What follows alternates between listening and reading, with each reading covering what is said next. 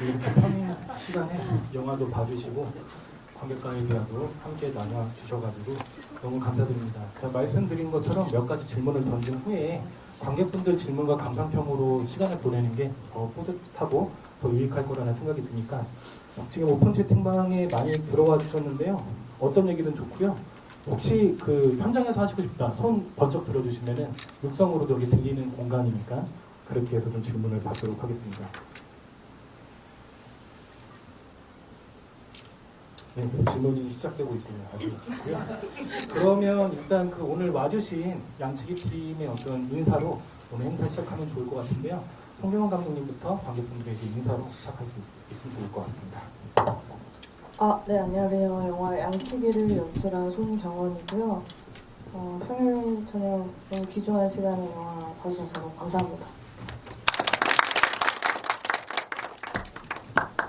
네, 안녕하세요. 영화 양치기에서 요한 역을 맡은 배우 오한결입니다. 네, 안녕하세요. 저 영화 양치기에서 수연 역할을 맡은 배우 손수연입니다. 오늘 즐겁게 대화 나누다 가면 좋겠습니다. 감사합니다. 보통 아역 배우님들 같은 경우에는 개봉이 좀 오래되면 목 변성기가 온다거나 그런 좀 차이가 있을 수 있는데 그 중에서 그대로의 목소리를 갖고 계셔가지고 좀 반갑다라는 좀 생각이 듭니다. 네. 바뀌지 않았나요? 어떠세요? 바뀌었나요? 저는 비슷하게 들리는 것 같은데 어쨌든 긍정적인 어떤 의미로 그렇게 좀 생각할 수 있도록 하겠습니다. 초 영화 데뷔죠 오한유 배우. 네. 이 질문 카톡방에 해주시면 그렇게 하겠습니다. 네, 뭐 많이 이제 느끼셨겠지만 영화는 뭐 가정폭력, 학교폭력 뭐 이런 것들을 이제 다루게 되면서 거짓말과 어떤 진실의 어떤 이면들 그런 걸 통해서 되게 파국으로 흐르면서도 또 예상치 못한 어떤 전개로도 이어지는 어떤 그런 부분들이 좀 있는데요. 더불어서 분개할 수밖에 없는 게 가해자가 이제 피해자가 피의자가 돼버리는 어떤 좀 아이러니도 영화가 좀 갖고 있다는 생각이 좀 드는데요. 좀 검색을 해보면 감독님 필모그래피를 영화진흥위원회 통합전산망에서만 확인이 가능해요. 엠포털에서는 그 누르면 확인이 안 됩니다. 근데 이제 검색을 해보면 이 작품은 이제 방과후라는 감독님의 단편을 통해서 장편화된 거라고 해도 좀 무방할 것 같은데요. 좀 어떻게 이 소재를 좀 착안하셔가지고 그 장편화 하셨는지 여쭤보고 싶은데요. 네, 우선 그 대학교 졸업 작품으로 이제 단편 영화를 만들었었는데 그때랑 거의 동일한 소재이고요. 그 영화를 만들었을 때 좀 아쉬움이 너무 크게 남아가지고 무작정 장편을 쓰기 시작했고 그것이 이제 쭉 이어져서 장편으로 만드는 것까지 이어졌고 어쨌든 그래서 기획하게 된 건 2019년 연도 정도고 그때 뭐 아동학대 뭐 학교폭력 이런 게 늘 만연해 있지만 2019년도에 아동학대가 수면이 이제 크게 한번 올랐을 때가 있었어요. 유치원 교사 뭐 CCTV 같은 게 공개되고 그래서 그때는 이제 저도 좀 어린 마음에 어떻게 뭐 몸집이 거의 2배 차이 나는 어린이 아이를 그렇게 할 수가 있지라는 의문감이 있었고 근데 뭐 그래서 가해한 뭐 어른을 뭐 비난하거나 아이를 불쌍해하는 것, 뭐 연민을 느끼는 것은 계속 지속되나 몇 달 뒤에 계속 똑같은 일이 생겨가지고 그런 것들에서 좀 어떤 무력감을 느껴서 무엇을 해야지 뭐 이런 근본적인 고리를 끊을 수 있나 뭐 그런 저만의 어떤 고민에 빠져서 이야기가 좀 시작되었던 것 같습니다. 네, 캐스팅에 대해서도 얘기를 좀 안 할 수가 없을 것 같은데요. 뭐 아시는 분들은 아시겠지만 손수영 배우님 같은 경우는 특히 독립영화씬에서 많이 이렇게 보일 수 있었고 단편들 특히 좀 많이 보셨을 수도 있겠는데 또 연출한 어떤 작품들도 이제 감독님이시자 이제 배우님이시기도 한데 사실 작품들을 보면 오늘처럼 이 수연 역할처럼 되게 좀 극렬하게 뭔가 반 미쳐있는 듯한 어떤 캐릭터로도 약간 보이게 되는 부분들이 좀 있는데 예, 감정 소모도 되게 클 뿐만 아니라 어떻게 보면 그 배우님께도 하나의 또 새로운 시도이자 또 전기가 될 수 있는 작품이겠다라는 좀 생각이 들었는데요. 처음에 시나리오를 보고 좀 어떤 느낌이셨고 이렇게 좀 함께 하시게 됐는지 좀 여쭤보고 싶습니다. 네, 처음 시나리오를 받아봤을 때 진짜 너무 잘 읽혔거든요. 시나리오가 너무 잘 읽혀서 상황들도 명확하고 너무 영화를 보셨으면 아시겠지만 그냥 막 흘러가잖아요. 뭐 생각할 겨를도 없이 시나리오도 그런 느낌을 받았었고 수영과 요한의 입장들이 되게 명확하게 그려지는데 그 와중에서도 이제 감독님의 어떤 요한을 지켜야겠다는 의지가 굉장히 강하게 느껴지는 시나리오였습니다. 그래서 같이 참여해서 좋은 작품을 만들 수 있으면 좋겠다는 생각이 들었고 또 스릴러 이런 장르는 또 제가 처음 아마 제 기억으로는 처음인데 그런 장르적인 호기심도 있었고 그래서 이렇게 참여하게 되었어요. 요한 역의 또 오한결 배우님께서는 사실 미성년자로서 되게 만만치 않은 어떤 설정들과 연기들로 좀 이번 작품에서 좀 연기를 펼쳐낸 그런 부분들이 좀 있었을 텐데 얘기 드린 것처럼 마찬가지로 쉬운 선택은 아니었을 것 같아요. 이 작품을 통해서 또 이제 어떤 영화라는 어떤 매체로 들어왔을 때 이 캐릭터가 나한테 앞으로의 어떤 좀 뭔가 모멘텀도 될 수 있을지도 모르겠지만 뭔가 좀 시도 자체가 좀 만만치 않았겠다라는 또 이렇게 두려움 일종의 그런 것들도 좀 있었을 것 같은데 그런 걸 깨고 좀 어떻게 좀 이 작품에 함께 하게 되었는지 여쭤보고 싶습니다. 일단 이 시나리오를 처음 봤을 때 요한이는 단순히 불쌍하고 안타까운 아이인 줄 알았는데 이 시나리오를 읽으면 읽을수록 이 아이가 하고 싶은 말이 있는 것 같고 또 그렇게 착하지만은 않은 것 같아서 이 연기를 한번 열심히 해보고 싶었는데 이제 감독님이 좋게 봐주셔가지고 양치기의 요한 역할을 맡게 되었습니다. 그래가지고 이 요한이의 눈빛 연기나 이런 거에 대해서 많이 연구를 했던 것 같습니다. 말씀하신 것처럼 눈빛이 그러니까 시종 뭐랄까요? 좀 약간 이렇게 다운돼 있을 수밖에 없지만 뭔가 좀 생기가 없는. 그래서 마지막에 그 뭐죠? 보육원 같은 곳에서 이제 그 웃음이 더 이제 빛나 보이게 되는 어떤 부분들이 있는데 말씀하신 것처럼 그런 어떤 그 좀 풀이 죽어 있고 좀 어떤 힘들어 보이는 그런 표정들에 대한 것들은 좀 감독님과 디렉션이 좀 충분히 좀 계속 얘기가 나왔어야 됐을 것 같아요. 좀 어떤 소통하에 좀 그 캐릭터의 얼굴이나 표정 이런 것들을 좀 잡으셨는지 좀 더 얘기 드려주시면 좋을 것 같습니다. 일단 양치기 영화 촬영 전에 손수연 배우님을 포함한 많은 분들과 이제 연기 리딩과 호흡을 이렇게 많이 맞춰왔고 감독님이 이제 요한 수첩이라는 거를 저한테 주셨어요. 이제 요한이와 엄마의 관계, 요한과 선생님과의 관계 이런 거를 일일이 다 적어주셔가지고 저한테 뭐 인물 분석할 때나 촬영할 때 도움이 굉장히 많이 됐었던 것 같습니다. 그 요한 수첩은 극 중에 나왔던 그 수첩은 아닌 거죠? 그 빨간색. 아니요. 그게 아니라 이제 감독님이 인물과 관계에 대한 성격을 나타내는 수첩을 저한테 따로 주셔가지고 네. 연기 분석할 때 쓰는 노트입니다. 그 노트는 그럼 감독님께서 직접 이렇게 작성을 해주셔서 준 건지 아니면 같이 이렇게 디벨롭을 하신 건지 궁금합니다. 우선 저도 이제 아역 우리 어린이 배우랑은 이렇게 긴 호흡의 영화를 찍는 것도 처음이고 어떻게 해야지 뭔가 더 뭐 도움이 될 수 있을까도 있고 뭐 제가 원하는 방향을 잘 전달할 수가 있을까 그런 고민이 많았는데 그래서 일단은 수첩 같은 걸 활용해서 조금 그때는 아마 한결이 좀 어렸어가지고 기억이 날지 모르겠는데 구연도나 하듯이 좀 적어서 전달을 했고 그리고 아무래도 뭐 매일 만날 수는 없으니까 질문하고 싶거나 갑작스레 의문이 드는 게 있으면 뭐 보면 될 것 같다. 우선 좀 좋았던 게 제가 퀴즈 같은 거를 적어가지고 이제 그러면은 직접 맞춰보고 틀리면은 왜 틀린 거예요? 이런 얘기를 통해서 요한이 캐릭터를 좀 서로 같이 구축을 해나갔던 것 같아요.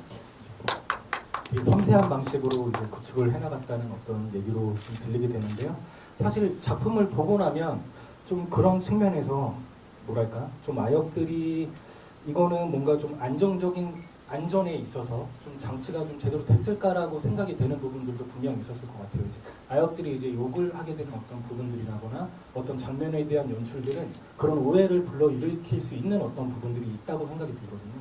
근데 이제 영화 엔딩 크레딧에 보게 되면 아동 심리 상담에 대해서도 이제 크레딧에 보일 수 있는데 그래서 이런 부분들에 대해서는 뭐랄까요? 좀 뭔가 이제 문제가 되지 않게끔 감독님도 그렇고 오한결 배우님도 그렇고 그런 좀 소통하에 그런 어떤 좀 문제시 되지 않도록 좀 했을 어떤 부분들이 좀 있었을 것 같은데 그런 좀 매트릭스가 어떻게 되었을까 좀 여쭤보고 싶습니다. 뭐 일단 일반적인 기성용화가 하는 것들은 다 하긴 했고요. 하긴 했는데 저도 사실은 이 부분에 대해서 고민이 제일 많았던 것 같아요. 뭐 아무리 조심한다고 해도 뭐 사실 나 마음에 남는 게 있을 수도 있고 그래서 저도 뭐 시나리오를 퇴고할 때까지 이걸 빼나 마나를 되게 끝까지 고민했던 부분인데 어쨌든 뭐 그 당시에 저한테는 이게 필요하다라는 결론을 내렸었고 그래서 뭐 기성영화들이 하는 안전 장치들은 거의 다 했으나 저는 그래 수첩을 만든 것도 그렇고 이 아이가 너무 몰입하지 않았으면 좋겠다는 생각을 많이 해서 요한이라는 친구를 좀 타자해서 요한이랑 한결을 분리하려고 좀 노력을 했던 것 같고 또 한결 배우는 이미 저보다 경력이 너무 많아서 뭐 드라마 같은 곳에서 다양한 배역을 연기했었고 오히려 좀 도움을 받았던 지점들도 있었던 것 같아요. 뭐 그런 부분에 대해서는 한결 배우님 막 얘기 드렸던 뭐 아동 심리 상담 뭐 이런 것들 통해서 뭐 큰 힘듦은 없으셨겠죠? 따로 뭐 그렇게 힘든 거는 없었는데 이제 촬영할 때 그나마 힘들었던 거는 담배 씬 같은 게 제 앞에 재떨이를 갖다 놓거나 그런 게 조금 힘들었었어요. 담배 냄새를 계속 맡다 보니까. 근데 그런 거 말고 따로 힘들었던 거는 없었었던 것 같아요. 예상외로 담배 냄새가 가장 힘들었다는 말씀이 그랬을 수도 있겠다라는 좀 생각이 들었던 어떤 부분이고요.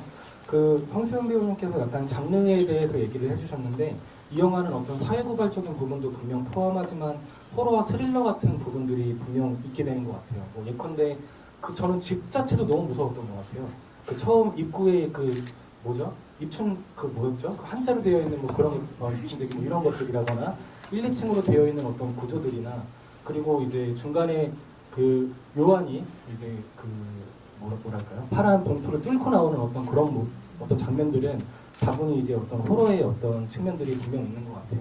더불어서 수연의 그 집에 찾아가서 요한이 그 침대 밑에 있게 되는 어떤 그런 장면들은 사실 그 언더 유어 베드라는 어떤 작품에서도 되게 시그니처처럼 나왔던 어떤 작품이기도 하고 아까 얘기 드렸던 어떤 1, 2층의 구조 이런 것들은 저는 약간 김기영 감독님 영화도 좀 생각이 나더라고요. 그 손가락 같은 이미지도 그렇고 뭐 그러했는데 혹시 그런 장르성들을 좀 발휘할 때 좀 참고하셨던 부분이나 좀 어떻게 좀 힘을 주고 싶었다 이런 거를 조금 두루뭉술하지만 좀 여쭐 수 있을까요, 감독님? 우선 이 영화를 좀 장르적으로 풀어봐야겠다. 장르적 컬러가 필요한 부분이 있다고 생각했어요. 왜냐면 요한이라는 캐릭터를 정형화되지 않은 어떤 학대 아동을 넘어서서 어떤 이 캐릭터가 가진 특수성을 조금 장르에 얹어서 가고 싶은 마음이 있었기 때문에 그래서 장르적인 것들을 고려를 했었고 사실 말씀하시는 영화들 다 좋아하고 김기현 감독님 특별히 또 좋아하는 감독님인데 엄청 참고했다는 생각은 안 했는데 아무래도 영화를 공부했다 보니까 자연스럽게 내재되어 있던 게 다 발휘가 된 것 같아요. 그래서 수많은 영화들이 교과서가 돼서 다 작용이 되지 않았나 싶습니다. 네. 지금 관객분들 질문이 쌓이고 있으므로 그럼 조금씩 넘어가면서 좀 할 수 있도록 하겠습니다. 한 관객분께서는 수연 배우님 진짜 교사 같으셨다. 의상도 초반, 중반, 후반 의도하신 것 같은데 혹시 헤어스타일을 계속 묶고 있다가 중간에 풀었던 것도 어떤 의미가 담겨 있을까요? 라고 얘기를 해주셨는데 아무래도 중반부 이후에 그 거짓말 이후에 바뀌게 되는 톤과도 좀 연관이 있을 것 같은데 뭐 이런 어떤 설정은 좀 의도되신 건지? 저요?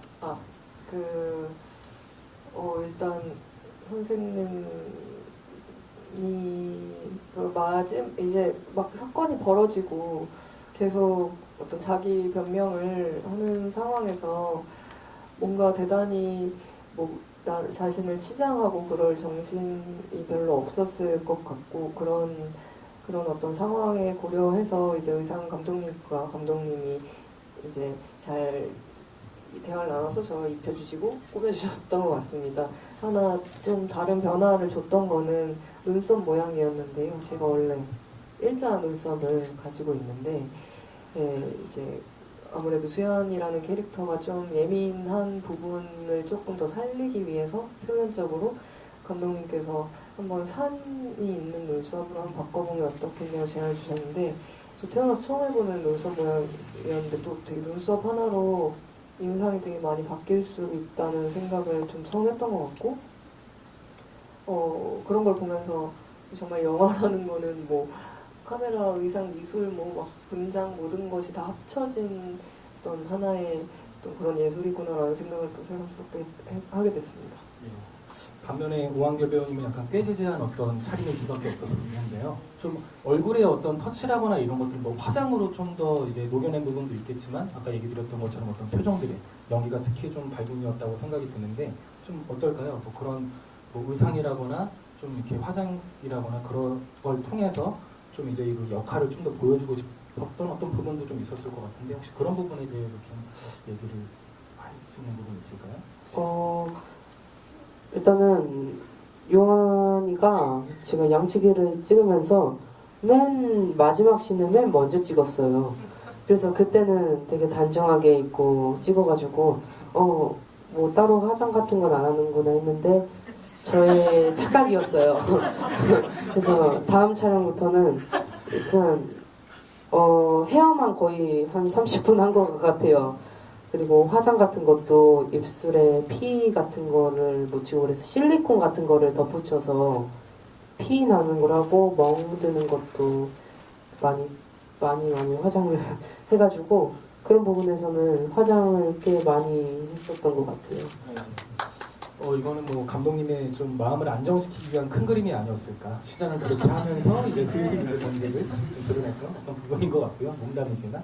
그래서 제가 그 화장의 얘기가 나오니까 우스갯소리로 얘기를 좀 드리자면 수연 배우님께서 그 노래방에 이제 입회해 있을 때 다른 분들이 거나하게 취해 있다는 걸 보여주고자 볼터치가 되게 생각보다 빨갛게 많이 됐던 것 같아요. 그래서 물론 수연 배우님은 그 장면에서 그렇게 많이 됐던 것 같진 않지만 그래서 되게 고주망태가 될 때까지 마신 건가라는 어떤 생각이 들 정도로 볼터치가 좀 빨갛던 부분이 있었던 건데 좀 그거는 어떨까요, 감독님? 좀 약간 좀 더 그런 모습들을 좀 보여주고 싶어서 좀 화장을 좀 진하게 했던 건데.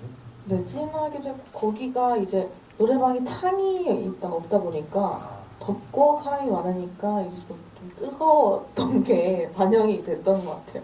근데 뭐 취한 것도 이제 많이 취한 거기도 했으나 너무 더웠다. 네, 그 열기가 좀 있었어요. 그래서 더 빨개 보이는 걸로 얘기를 좀 해보면 좋을 것 같고요. 그리고 질문들 이거는 좀 많은 분들 궁금하셨을 것 같아요. 이제 그 요한이와 이제 반 친구인 이제 그 송정긴 배우가 이제 좀 분했던 그 진수 역할은 처음에는 약간 좀 이렇게 괴롭히고 따돌림을 받는 그 역할 같다가 나중에는 약간 공모를 하는 듯한 어떤 역할로도 좀 바뀌게 되는 부분이 있는데 그래서 수연이 그 남편에 의해서 이렇게 화가 난 나머지 이제 그 상을 엎은 후에 바로 다음 장면이 짧게 드러나는 게 둘이 이제 어두운 어떤 골목 같은 데서 만나서 이제 약간 공모를 하는 듯한 느낌이 있었는데 사실 짧게 지나가가지고 이거를 놓치신 분도 분명 있었을 것 같아요. 그런 점에서 혹시 그 오한결 배우님은 좀 그 진수와의 관계에 대해서 감독님께 좀 어떻게 좀 얘기를 듣고 좀 이렇게 물론 둘이 그 이후에 맞닿는 어떤 그 장면들은 많이 없긴 하지만 좀 어떤 얘기를 좀 나눴는지. 일단 저는 요한이의 상황에서만 인지를 하고 있었고 요한이는 진수를 이용하는 아이라고 저는 감독님한테 얘기를 들었거든요.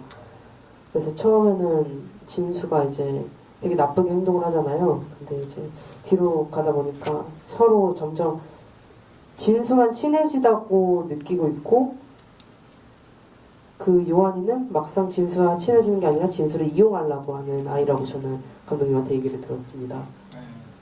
감독님 혹시 보태주실 게 있으실까요? 혹시? 네. 아무래도 이제 배우님한테는 어떤 식으로 연기가 발화될지에 이제 대비해서 그렇게 말씀드렸는데 어쨌든 요한 입장에서 그게 맞는데 이 아이들 같은 특히 요한이와 진수의 관계 같은 경우에는 학창 시절에 대부분 뭐 초등학교 때부터 고등학교까지 아이들 간의 그 위계가 저는 좀 명확히 존재한다고 생각해서 그 위계라는 게 또 어느 누가 더 무모하고 대담할수록 그 위계가 이제 뒤바뀐다고 생각하거든요.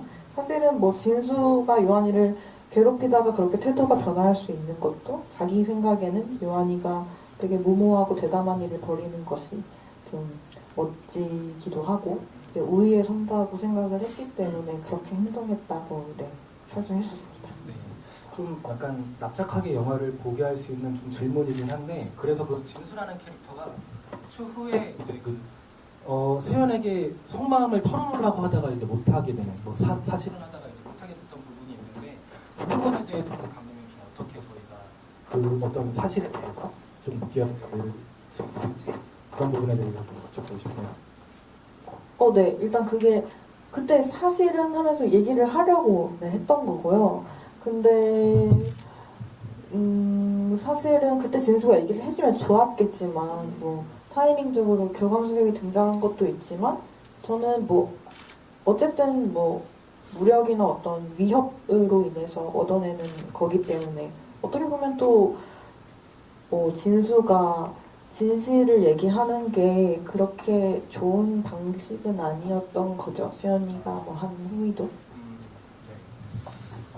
그리고 또 질문들이 그 교사인 이제 수연과 그 보육원에 있는 그 여자아이 은지라는 어떤 캐릭터는 되게 맞닿아 있는 부분이 좀 있는 것 같아요.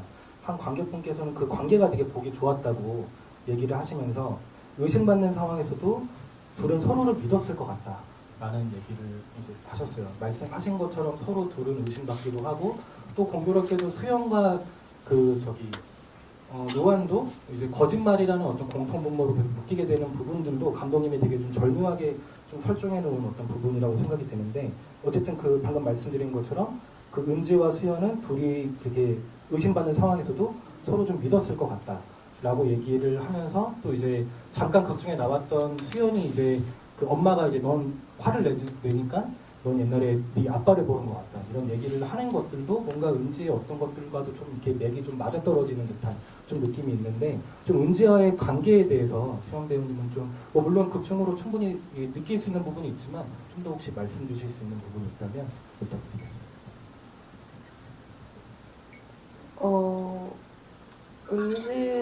은지라는 아이는 어른의 입장에서 은지라는 아이가 가장 어떻게 보면 이상적인 아이라고 볼 수 있을지도 모르겠다라는 생각을 나중에 하게 됐는데요. 사실 뭐 요한이도 그렇고 진수도 그렇고 뭔가 다 너무 날 괴롭히고 나를 뭔가 궁지로 몰고 나를 적대적으로 대하는데 은지는 정말 착하고 겉으로 보기에 얌전하고 어떻게 보면 아무 문제가 없을 것만 같은 뭔가 어른의 손에 잘 컨트롤이 될 것 같은 어떤 그런 그런 모습을 띠고 있었다.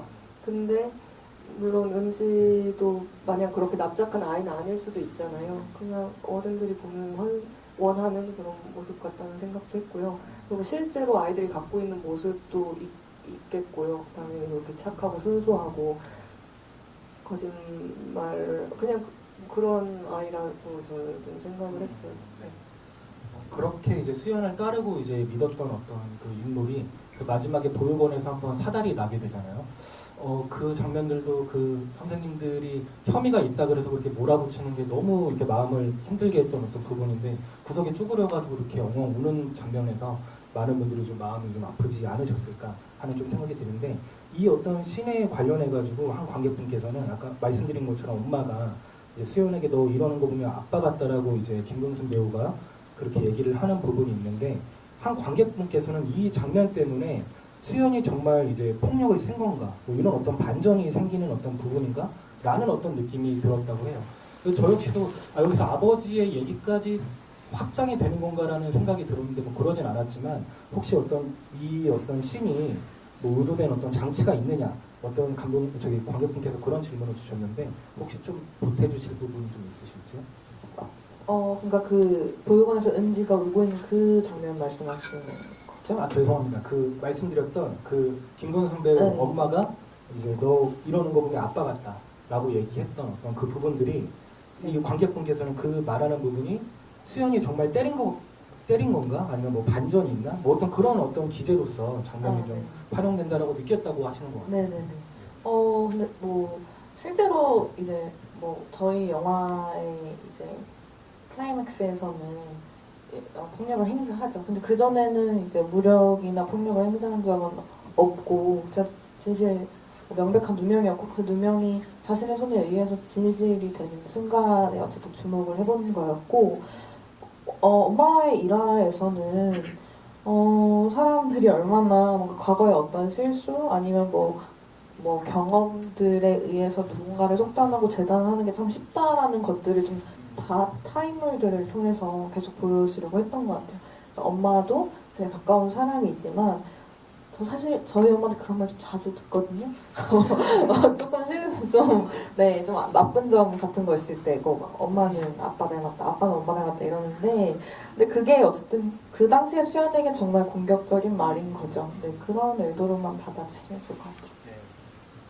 그리고 수연 역할의 엄마 역할을 한 그 배우님은 김건선 배우님은 이 영화에서도 보시면 잠깐 그 보육원에서 나오는데 정지혜 감독님이라고 계십니다. 정순이라는 영화로 저희도 GV로 또 만나기도 했었는데 그 작품에서 이제 엄청난 열연으로 많은 이제 여우주연상을 휩쓴 어떤 그 배우님인데 이 영화에서는 짧게 봤지만 그런 작품들 앞으로도 이제 뭐 오징어 게임 2도 나오신다고 하니까 다양한 어떤 곳에서 볼 수 있을 것 같으니 꼭 한번 또 찾아서 좀 보시기를 그렇게 부탁드리고 말씀드린 것처럼 이 작품에서 그 정지혜 감독님께서 프로듀서도 맡아주신 게 맞는 건 거죠. 네. 그 작품도 이제 부산 올로케로 이제 진행이 된 걸로 알고 있지만 이 작품 역시도 부산에서 어떤 그런 지역에서 만들어진 영화라는 것도 좀 같이 좀 얘기를 드리고 정승 못 보신 분들 있으시면 엠포털에서 저렴하게 다운 가능하니까 꼭 한번 다운을 좀 부탁드리겠습니다. 다운 받으시고 봐주시면 좋을 것 같습니다. 그리고 한 관객분께서는 이렇게 느끼셨대요. 요한이 스토리 진행에 있어서 도구적으로만 쓰인 것 같은 느낌이었다 라면서 요한의 감정과 생각을 보여주지 않은 이유가 있는가라고 얘기를 주셨어요. 저는 뭐 그렇게 볼 수도 있겠지만 동의는 정확하게 못하겠지만 혹시 이런 어떤 질문들에 대해서 감독님은 좀 어떤 편을 좀 주실 수 있는지?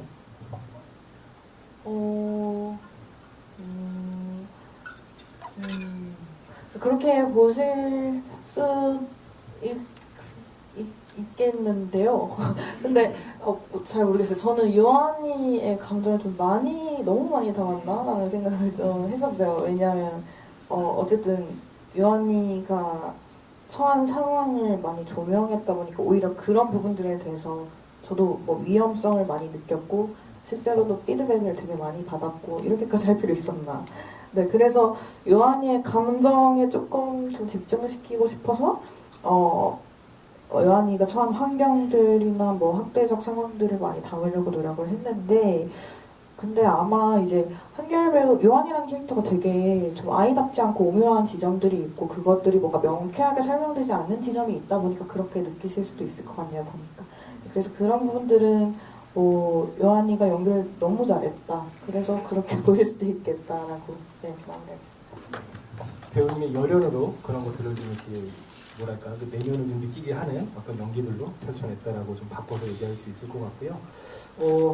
그 요한이 극 중에서 이제 거짓말을 했다가 다시 담아내는 그 어떤 방식들이 있는데 처음에는 이제 그 뭐랄까요 엄마에게 관심을 좀 얻고 싶었을까라는 어떤 데에서 시작이 됐던 것 같은 느낌이었고 그 다음에 거짓말을 다시 이제 되돌렸을 때 이건 거짓말이었다라고 얘기했을 때는 또 어떤 시점에 이게 거짓말이었음을 또 폭로했을까 왠지 극 중에서 요한은 되게 너무 스마트하고 저는 그런 거를 설계를 잘하는 어떤 캐릭터라고 봤기 때문에 그런 거에 대한 혹시 얘기도 감독님과 나눴을까라는 어떤 생각이 드는데 혹시 뭐 한결 배우님이나 아니면 감독님께서 일단 부모의 사랑을 받고 싶어 하지만 받고 싶지 못하는 아이고 이제 심지어 학교에서까지도 왕따를 당하는 아이라고 감독님한테 얘기를 들었는데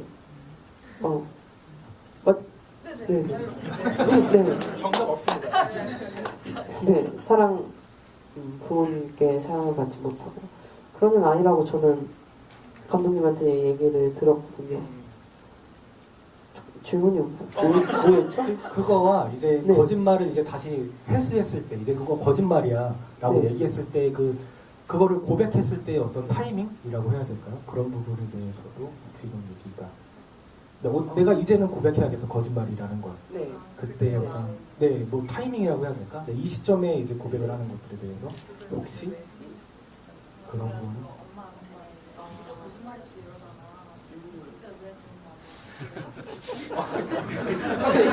이해가 안 되고 있어가지고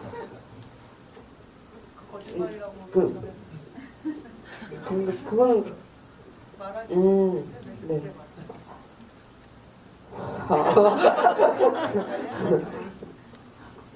근데 그거는 이제 감독님이 다시 감독님 빨리 대답을 해주시죠. 생청하게. 그게 이제 모든 일이 다 끝나고 난 뒤에 이제 그 한결이가 엄마 사실 거짓말이었어라는 얘기를 하잖아. 근데 그때는요, 이제 애초에 거짓말의 시작이 선생님을 뭐 결론적으로는 어떤 되게 구렁텅이에 빠뜨리긴 했지만 그게 어쨌든 요한의 우선적 목표는 아니었고요. 내가 이 집에서 나가야겠다라는 게 우선적 목표이기 때문에 했는데 어쨌든 결과적으로 나가지 못했잖아요. 그래서 소용이 없었구나라고 생각해서 내가 선생님이라도 구제하고 싶은 마음이 저는 요한이에게 있었다고 생각해서 그렇게 했고 우리 한결 배우는 좀 촬영이 옛날이다 보니까 조금 잊은 게 있습니다. 이게 작품에 대한 얘기들이 정말 많이 오고 있는데 한 관객분께서는 가정폭력 경험자로서 학교 선생님께서 사실을 이야기하고 싶지만 한참 망설여져서 결국 말하지 못했고 어긋나는 행동으로 표현이 되었었던 기억이 났대요. 그러면서 어린 피해자의 복잡한 심경과 무력하게 갇혀있던 그 시절이 스크린에서 섬세하게 재현된 거 보니까 여러 감정이 교차했다. 저는 기회를 놓쳤지만 그때 여러 의미로 먼저 손을 내밀어 주지는 못했지만 그때 말을 했다면 믿어주는 어른이 한 명쯤은 있었을 것 같다는 작은 위안도 얻었어요. 좋은 영화 만들어주셔서 감사합니다 라고 얘기를 주셨어요. 이게 어떤 작품들의 순기능이 아닐까라는 좀 생각이 드는데요. 너무 좀 좋은 평이어서 제가 좀 얘기를 한번 좀 드렸습니다. 네, 그리고 곧바로 이어가자면 영화 제목이 양치기이고 그 영어로는 굿보이예요. 네, 그렇게 지으셨는데 한 관객분께서는 이소부화가 떠오르셨대요. 제목을 보면서. 그래서 뭐랄까요? 제목의 아이디어를 얻었던 어떤 부분들이 좀 있으셨냐라고 했는데 사실 양치기 소년이 떠오르지 않을 수가 없는 부분인 거잖아요. 그래서 이 질문을 하면 늘 이렇게 웃음 코드가 발생되게 되는데 터무니없는 제목 후보들이만 나와가지고 막 재미를 좀 주기도 하는데 그런 것들도 감독님 좀 소개를 해주실 수 있으면 좋을 것 같아요. 재미 위주로 해주시면 좋을 것 같아요. 너무 재밌게 해드릴 수 있고 너무 많은 제목이 있었어가지고 제목을 너무 끝까지 못 정했었고 영재는 있었는데요. 이제 한글 제목이 없어가지고 제목을 정말 고생을 많이 했고 양치기는 어쨌든 결과적으로 좀 직관적으로 가자라고 해서 양치기가 정해졌는데 그전에는 근데 생각보다 제가 유머가 없긴 하네요. 생각보다 하나도 안 웃긴데 문 앞에 아이, 길 위에 아이, 떠도는 아이 이상한 게 많았겠습니다. 근데 안 웃깁니다. 죄송합니다. 좋습니다. 스피디언. 그리고 한 관객분께서는 좋은 작품 감사하다. 거짓말 때문에 잃은 것도 많지만 오히려 자신과 타인 모두에게 진솔해지는 계기가 되었다라는 점이 너무 좋았다고. 잠깐만요. 이렇게 얘기하시면서 내 삶을 망치러 온 나의 구원자라는 다른 영화의 대사도 생각났다. 두 주인공 배우님들은 물론이고 김윤배 배우의 진지한 연기를 볼 수 있어서 새롭고 좋았다라고 얘기했는데 그 망나니 같은 그 남자 캐릭터 있죠?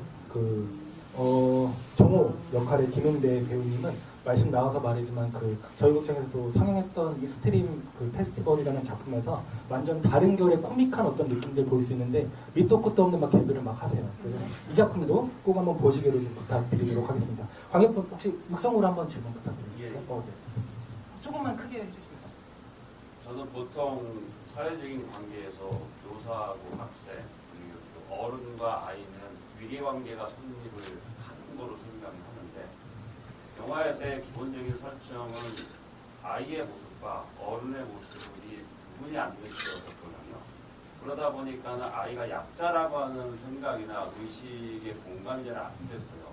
그러니까 이런 설정이 만약 의도된 것이라고 하면은 어떤 의도를 보여주기 위해서 그런 설정을 했는지가 궁금하고, 아이가 성인은 이제 엄마와 그 선생님을 경험하는 과정에서 섹스를 통한 장면을 통해서 보여준단 말이에요. 그 왜 그러면 그 섹스하는 장면을 통해서 굳이 그걸 표현하라고 했는지가 좀 궁금해요. 그리고 등장인물들이 전체적으로 보면은 자기의 생각과 자기의 말만을 하고 가고 있는 것 같아요. 제가 보기에는. 그러다 보니까는 다른 사람의 생각에 공감하는 느낌은 저는 잘 못 받았어요. 자기 길만 다 가는 듯한 느낌이 들었는데 이것도 의도하신 것인지 궁금해서. 혹시 방금 첫 질문이 어떤 거예요? 죄송합니다. 질문만. 기본적인 네. 그 영화의 설정이 그 학생과 그 교사 그리고 어른과 아이가 나오는 영화인데 둘 사이의 관계는 사회적으로 위계가 존재하는데 네네. 영화적으로 보면은 그런 위계가 전혀 존재하지 않고 동등한 존재로 표현이 돼가지고 네네. 그러다 보니까 아이가 피해자라고 하는 입장에 공감이 잘 안 돼서 이게 의도된 설정이었는지 난 궁금증을. 네. 답변을 잘하고 싶은데 잠시만요.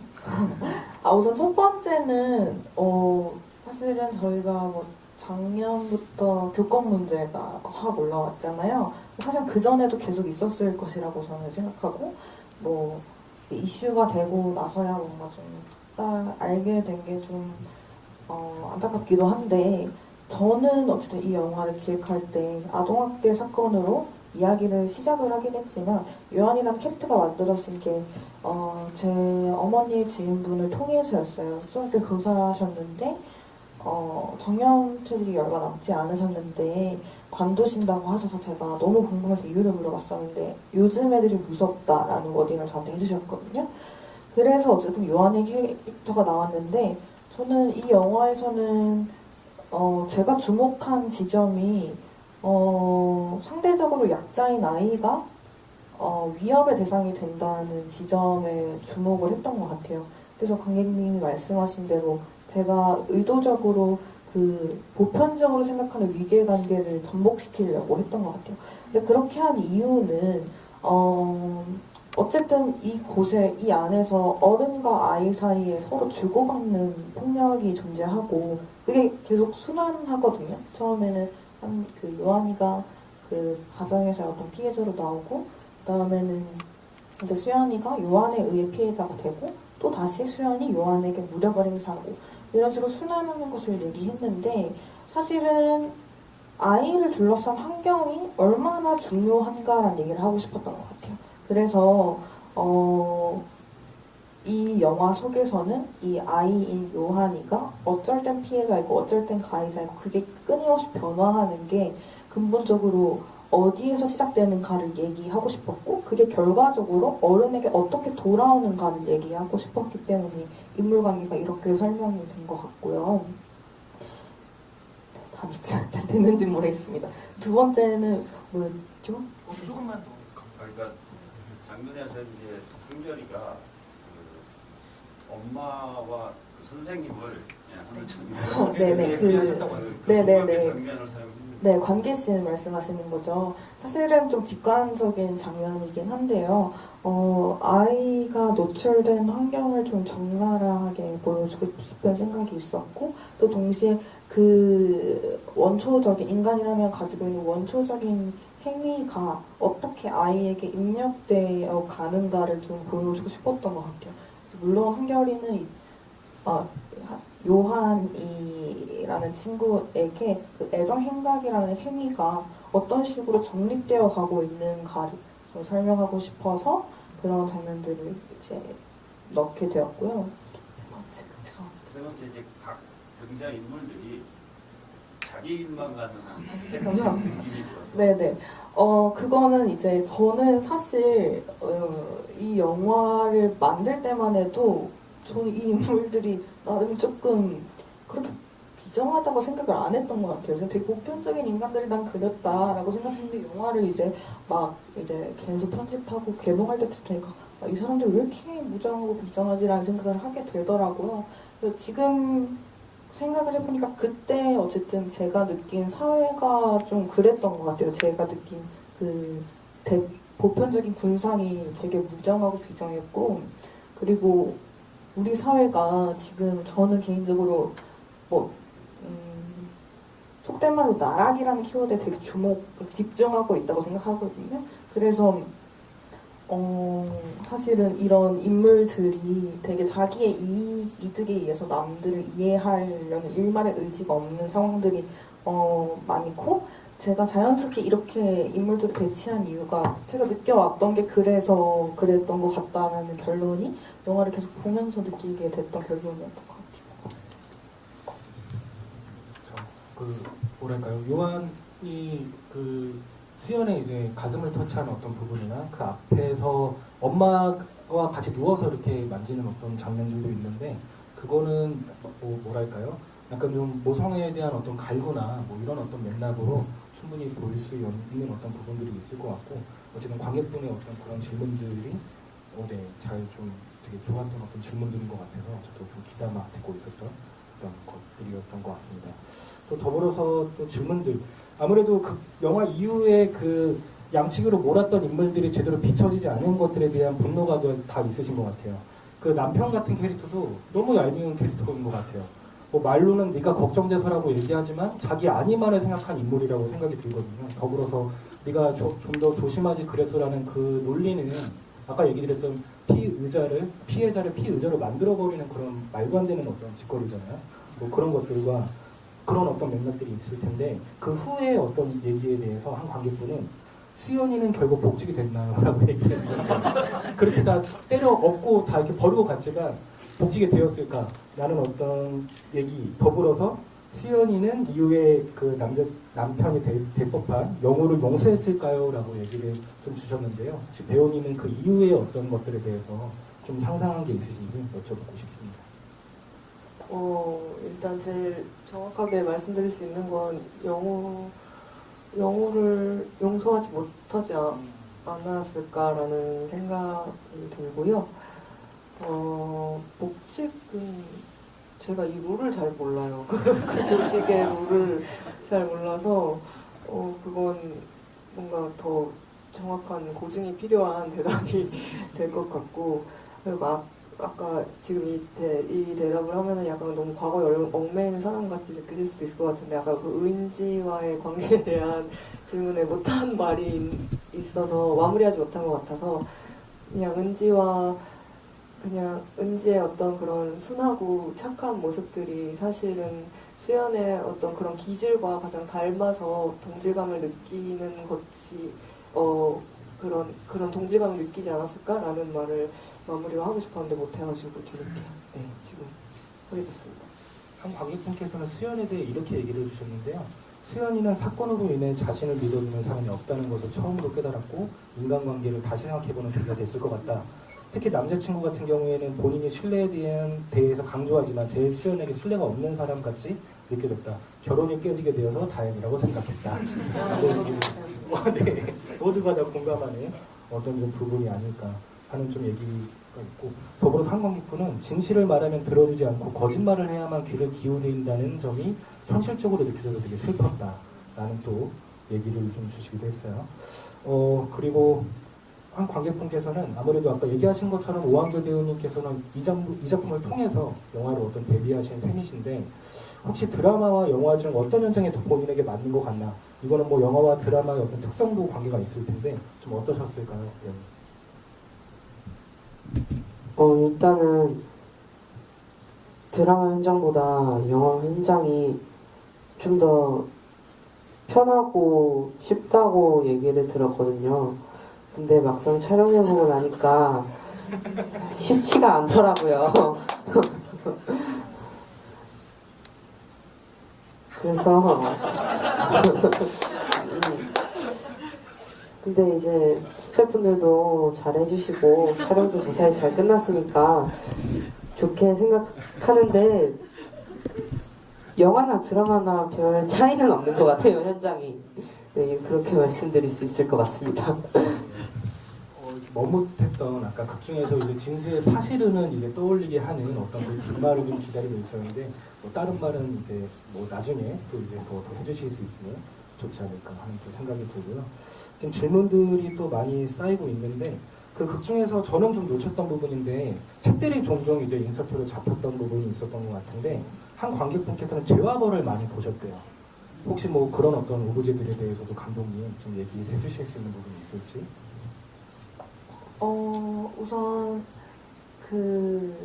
제가 이제 민음사 전집을 너무 좋아해가지고 네, 그래서 어쩔 수 없이 주인공한테 제가 너무 많이 투영이 되는 것 같아요.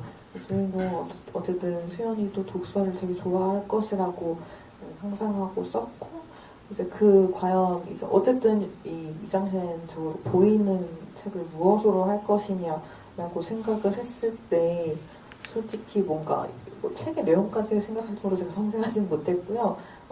그냥 그 표지 디자인을 많이 보고 골랐던 것 같고 제아벌이 있는 거를 이제 영화를 보면서 찍을 때 알긴 했지만 저의 뭔가 특별한 의도는 없었다. 있는 것으로 이제를 하겠습니다. 앞으로. 네. 그쵸, 다 영화는 뭐 있는 대로 사실 느낄 수 있는 거기 때문에 네, 그렇게 봐주시면 좋을 것 같고 한 관객분께서는 각본집을 꼭 내달라라고 얘기를 해주셨어요. 제가 볼 때 뭐 1만 돌파 어떤 공약이나 이런 것들로 추후에 꼭 한번 고려를 배우터랑 얘기하셔가지고 좀 고려를 해봐주시면 좋지 않을까 좀 하는 생각이 들고요. 그리고 잠시만요. 그 극 중에서 가장 좀 인상적인 장면은 그 이제 수연과 요한이 이제 서로 추격을 하면서 이제 그 각각의 이제 한 컷씩 이제 넘겨가면서 그 찍었던 그 장면이었던 것 같아요. 그 클로즈업된 얼굴을 통해서 정말 이 둘의 어떤 그 입장들과 생각들이 충분히 되게 느껴지는 어떤 장면이었는데 그 장면에서 이제 수연은 요한은 이제 가격을 하게 되는 어떤 그런 부분이 좀 있는데 뭐랄까요?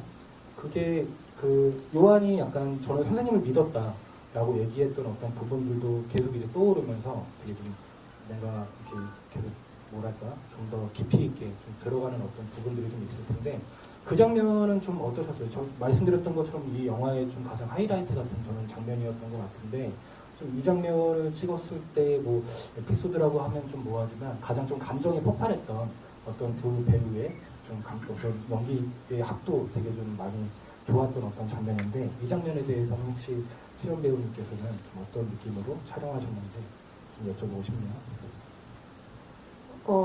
일단 제가 그때 이 영화를 촬영할 당시에 되게 체력이 많이 약해져 있는 상태였는데 개인적인 일들로 인해서 근데 이제 달리는 씬을 촬영을 했어야 해가지고 운동을 해야겠다는 생각을 너무 뼈저리게 했던 씬이었어요. 그리고 그때 요한 배우가 또 더 창창하잖아요. 힘들더라고요, 쫓아가기가.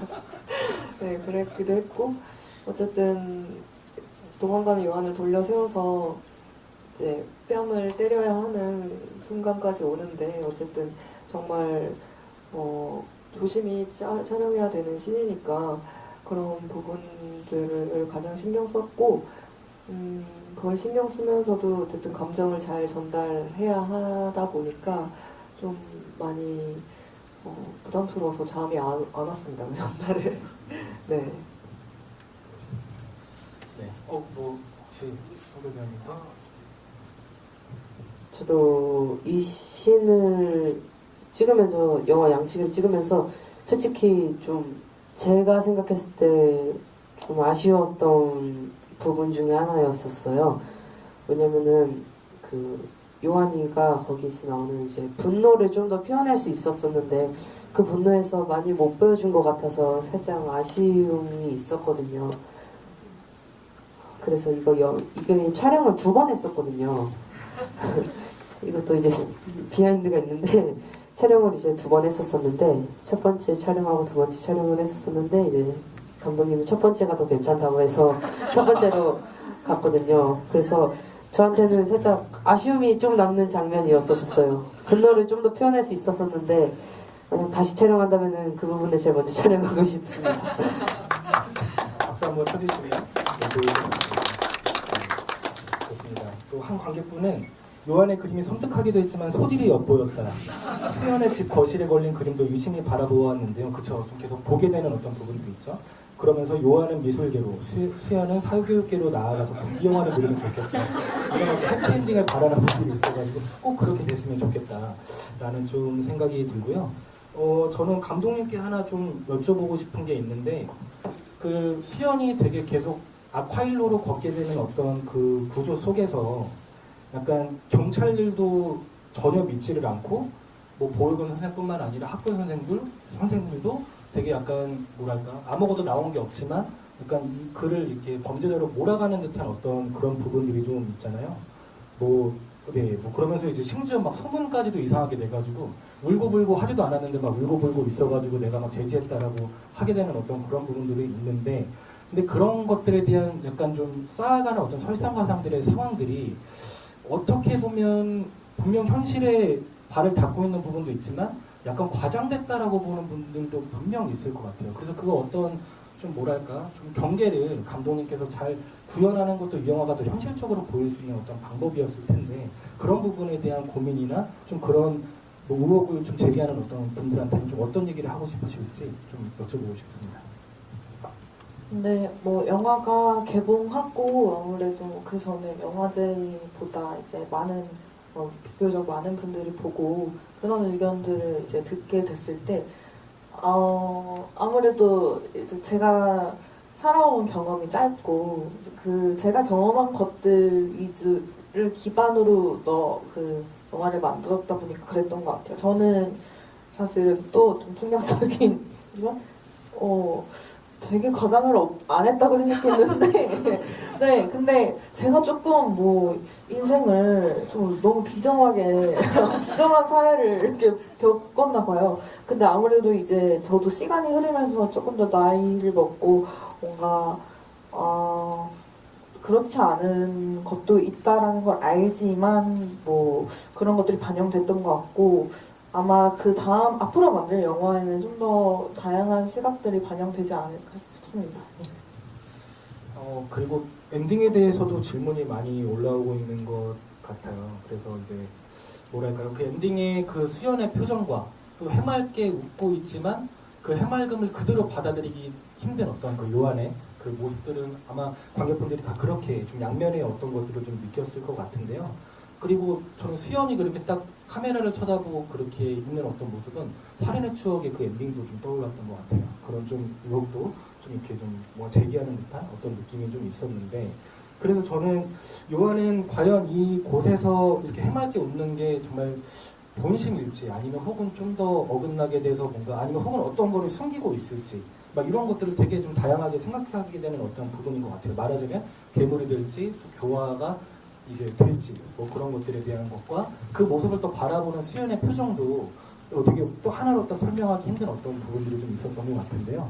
좀 엔딩에 대해서 각 배우님들은 또 어떻게 생각하시고 감독님도 좀 어떻게 좀 이렇게 봐주십사 좀 얘기를 해주신다면 좀 어떠실지 감독님부터 혹시 얘기를 해주시면 좋을 것 같습니다. 네 우선 우리 배우님들한테는 되게 직관적으로 상황을 설명드렸던 것 같고 한결이는 지금 너무 안전하고 행복할 거야 이렇게 했고 이제 배우님 같은 경우에는 수연 배우님 같은 경우에는 뭐 그렇죠. 지금 우리가 느끼는 이 감정이 그대로라고 생각했고 그렇기 때문에 화면을 봐야만 했고라고 생각을 했어요.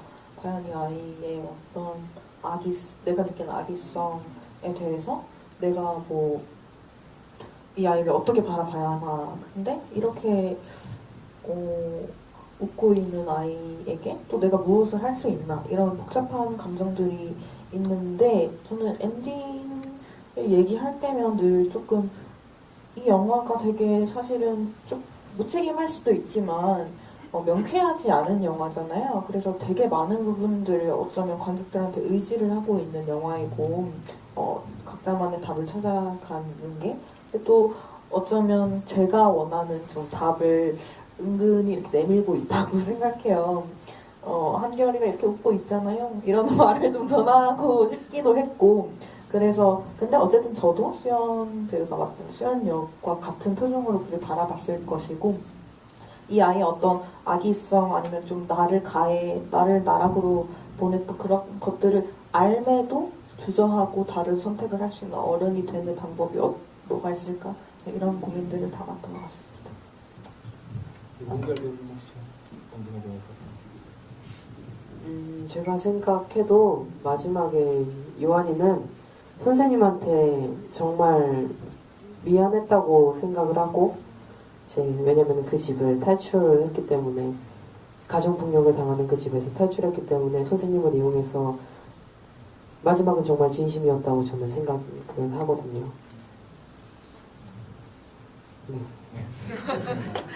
수연 배우님도 네, 감독님께서 의도하셨던 원하는 어쨌든 이 마지막 장면이 관객들을 보고 있고 정말 배우가 갑자기 화면에서 관객을 본다는 건 엄청난 전 의도가 있다고 생각을 하거든요.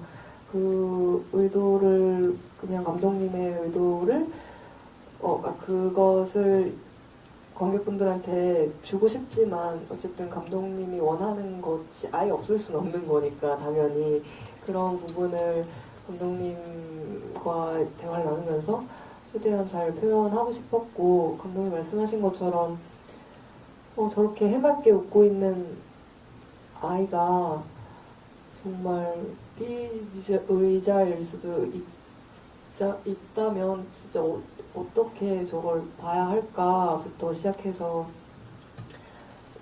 처음 보는 정말 요한의 어떤 티 없이 맑은 얼굴을 보면서 되게 여러 가지 복잡한 마음이 들었을 것 같고 네 그렇습니다.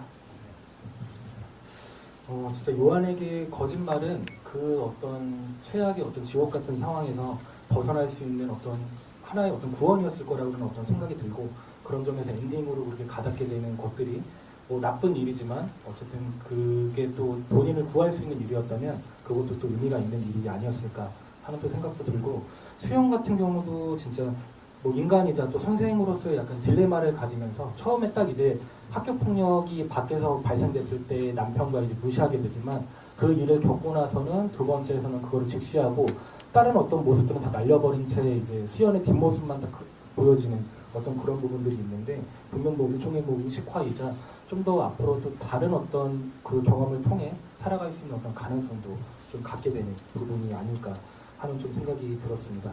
사실 질문할 게 너무 많은데 종호는 어떻게 죽었나 이런 것들을 정말 많이 물어보고 싶었어요. 그 집주인 할매의 정체는 무엇인가 이런 것들도 정말 많이 물어보고 싶었는데요. 그런 모든 걸 다 하면 또 영화가 또 이렇게 납작해질 수 있으니 또 다음 기회에 그거는 또 하는 걸로 그렇게 하고요.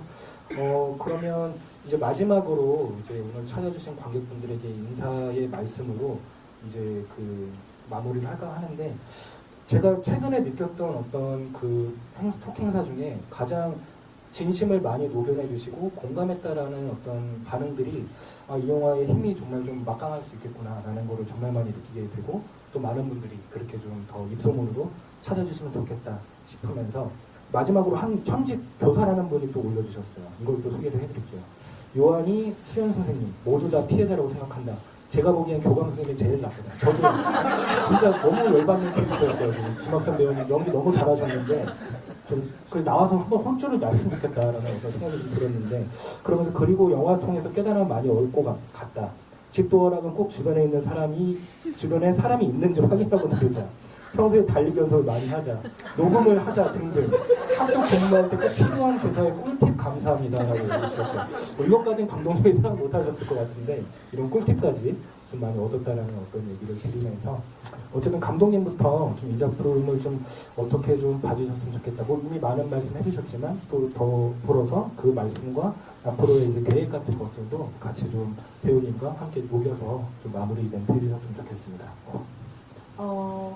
네, 우선 영화 불편한 지점이 명확히 있는 영화라서 네, 그런 것들을 어쨌든 중간에 박차고 나가지 않으시고 영화를 끝까지 잘 관람해 주시고 어쨌든 어떤 저의 영화에 대해서 머릿속에 어떤 고민들을 안게 되셨다면 그것만으로도 충분한 의의가 있다고 생각해서 영화를 끝까지 봐주셔서 감사하고 이 자리까지도 남아서 뭐 얘기를 들어주신 것도 감사하고요. 그리고 좀 사담이긴 한데 제가 사실 좀 긴장도가 되게 없는 사람입니다. 어디 가서 긴장을 진짜 안 하는데 오늘 진짜 너무 긴장이 돼가지고 이렇게 가까울 줄 몰랐고 그리고 생각보다 너무 많은 분들이 있었고 그래서 약간 너무 긴장을 했는데 네 저도 어쨌든 영화의 첫 장편 영화의 첫 개봉이고 오늘의 시간이 정말 많은 동력이 돼서 앞으로 영화를 만드는데 큰 힘이 될 것 같고요. 네 지금 계속 영화를 이제 준비하고 네 있습니다.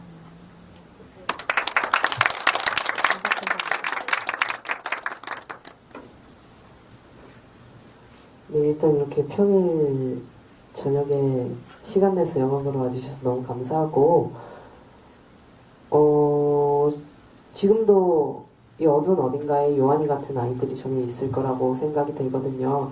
근데 여러분들이 도움의 손길과 관심을 조금 더 주시면은 저는 더 이상 요한이 같은 아이들이 생기지 않을 거라고 믿습니다. 여러분들이 좀 요한이 같은 아이들에게 관심을 주셨으면 좋겠고, 영화 많이 보러 와주시면 좋겠습니다. 감사합니다.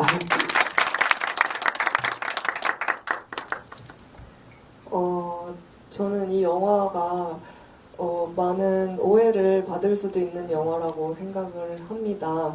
어쨌든 장르적인 성향이 강하고 어떤 사람들의 시선에는 요한의 어떤 장면들이 되게 불편하게 느껴질 수도 있음에 어느 정도 공감을 하고 있지만 저는 사실 영화라는 게 보여주지 않으면서 보여줄 수 있는 어떤 미학이 있다고 생각을 하면서 살았었거든요. 근데 저는 감독님하고 이 작품을 만들면서 어떤 사람, 어떤 존재를 보호하기 위해서는 어떤 순간보다 더 정확하게 또 보여줘야 되는 순간도 있구나를 저는 정말 처음 느꼈던 영화였어요. 그래서 어떤 감독님과 뭐 스태프분들, 배우분들 다 진심으로 만든 영화가 그냥 조금이라도 덜 오해받았으면 좋겠는 마음에서 좀 덧붙이게 됐고요.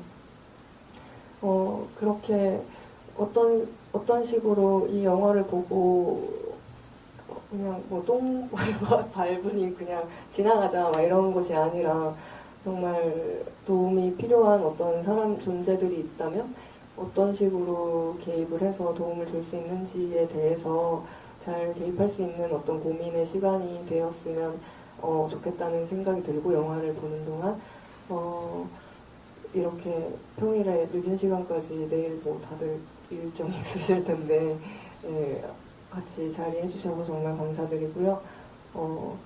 저희 영화 소문 많이 내어주셔서 오랫동안 상영할 수 있도록 좀 도와주셨으면 좋겠습니다. 감사합니다. 오늘 보신 분들이 좀 다른 분들에게 입소문에 정령이 돼서 좀 많은 입소문으로 좀 이렇게 좀 관객들을 만날 수 있으면 좋을 것 같고 또 손수영 배우님께서는 또 이제 올해 아마 하반기에 럭키 아파트라는 작품으로 아마 저희 극장으로 찾아볼 것 같은데 그때도 꼭 한번 만날 수 있었으면 좋겠습니다. 네, 끝까지 자리 함께 해주셔서 너무 감사드리고요. 네, 양측이 많은 응원 부탁드리고 그럼 저희 일어나서 인사하는 걸로 마무리할까요? 네. 하나 둘 셋 하면 감사합니다. 하나 둘 셋 감사합니다.